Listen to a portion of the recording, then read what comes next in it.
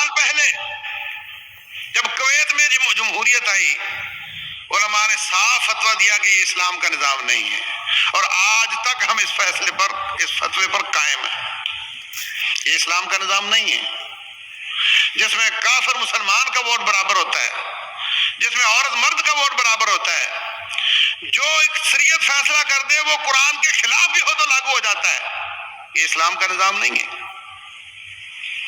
اس کی مخالفت کرتے رہے جب تک بس میں تھا، چلتے رہے۔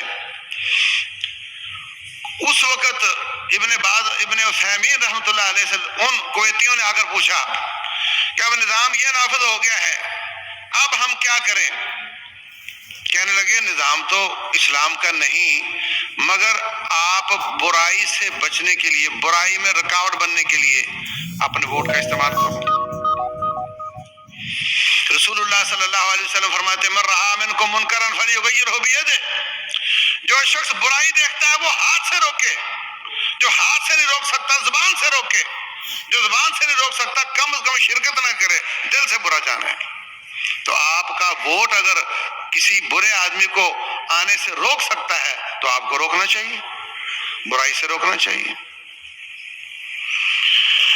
یہ اس وقت، یعنی اس کا نظام غیر اسلامی ماننے کے باوجود ووٹنگ میں شرکت اور ووٹ لینا دینا اور کینڈیڈیٹ کھڑا کرنا، اس کی اجازت انہوں نے دی صرف اس لیے کہ اب ہم برائی میں رکاوٹ بنیں گے یا کوئی خیر کا کام کرنا چاہیں گے۔